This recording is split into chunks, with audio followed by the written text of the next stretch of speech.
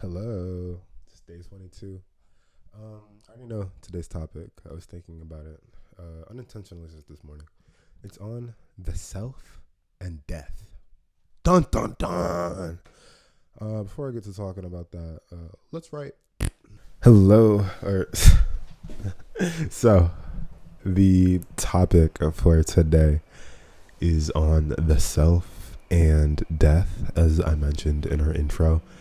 And what I really want to go over about with this line of thinking I'm about to endeavor on is really the importance of self reflection and the acceptance of saying goodbye, especially to previous versions of how we used to live and exist, right?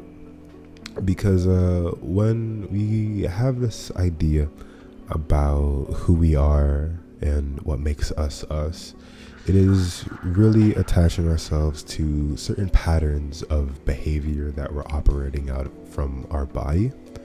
And that makes us really comfortable in thinking that we know exactly who we are, but that does a disservice to the life that we live as well, right?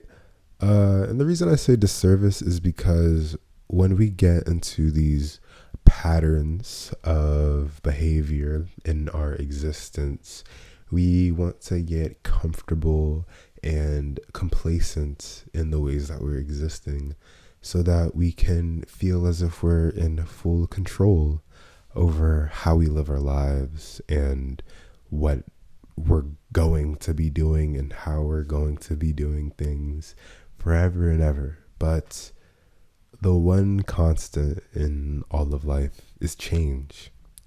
And like change, it like a change, I said. Uh well, I guess that isn't a clean segue into death. But all death is ultimately is a change.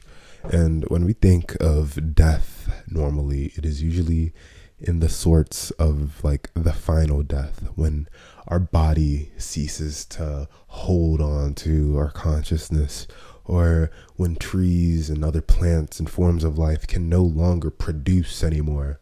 We think of that as death in its most final moments, but there are many other kinds of death that we suffer before that, and it's all internal and it's all in reference to ourself. It is the cessation to our patterns of behavior that we have allowed ourselves to express. It is the complete and ultimate ending to whatever method of existing that you have been participating in for an unknown amount of time.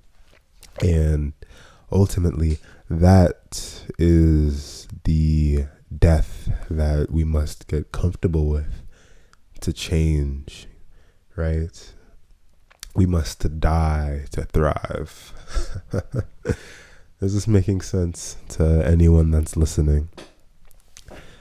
See, the reason I'm going on this tirade, I suppose, is because of the amounts of self-reflection that has been provided by this series, and in recognizing the many of times that I would say I have died in my own life, right? Because when I look at the person that I used to be, they no longer exist within me.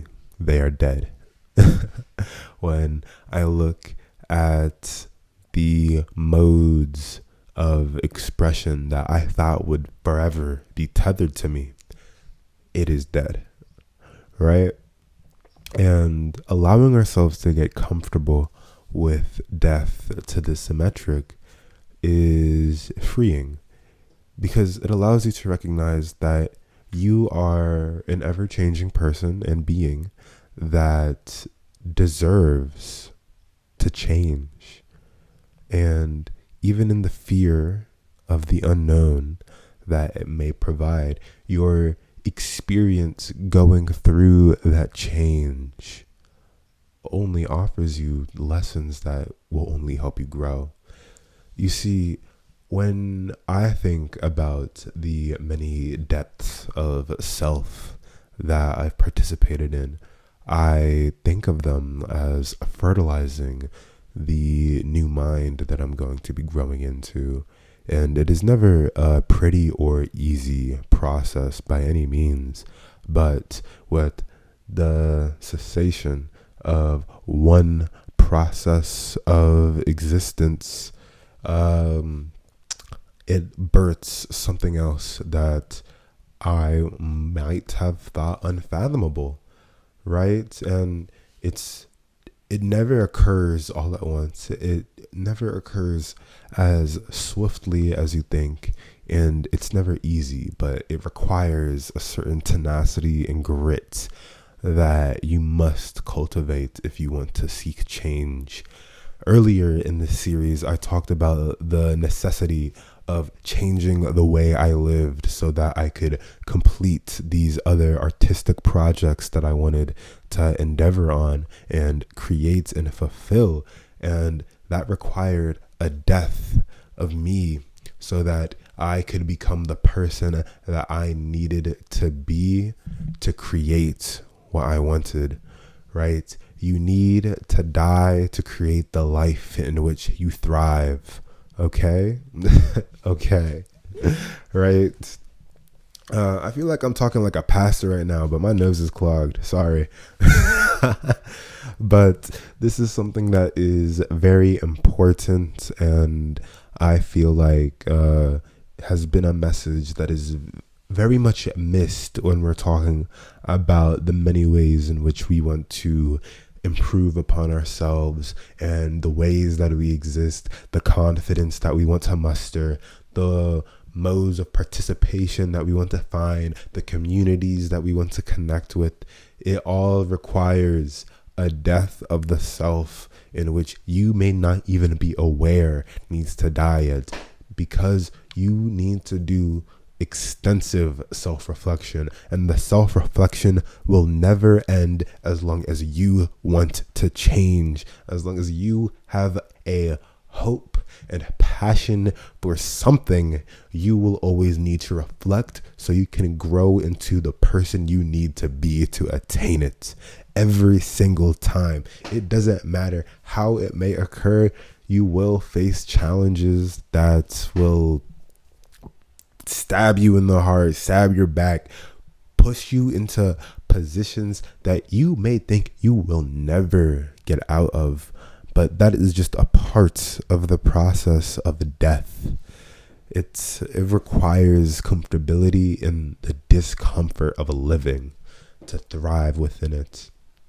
And within that, you come to find a certain appreciation for the ever-changing nature of life. When I was at my godmother's, something that she told me that really has stuck with me, and I think will forever stick with me, is that gratitude is medicine, right? But I honestly can say that I feel like it goes even deeper, right? Because simply having the gratitude for certain aspects of our existence, it won't bring the happiness alongside it. I feel like to get to such a point where you can have this gratitude for living and life and all of its worries and grief and strife and pain, you must learn that the happiness that we all search for, the happiness that we all fight for, is self-made. It's based in self-determination. And that is where the gratitude comes from. Because the happiness that you're fighting for, that you've set the bar for, that you've set the standard for, and knowing that I will not accept any less than what I fight for, that is where you will be allowed to be grateful for everything. Not only because you've worked for it, but you're allowed to see a deeper connection with the world around you in a manner in which you would have never been privy to before. Thinking about my own experience like this, the gratitude I have for life now was something that was built and forged over years, right? But the happiness that I have within myself and for life came before it, and it only ever grew, especially as I learned about the gratitude alongside that, right? It's complex because it's something so personal.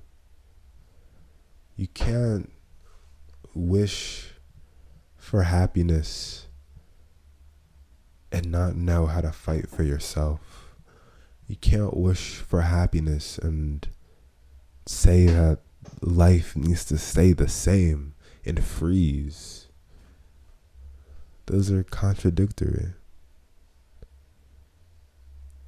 Happiness, I feel, is something that can only ever be truly achieved in death, in seeing the finality of a certain moment, and recognizing this finalness of every moment, knowing that every piece of you as you live is ever fleeting, forever dying before you. That's where I feel happiness is born from. Knowing that even with the pain, the inequality, the unequitabilities of it all, I'm still happy to be alive, and I will forever fight for something better.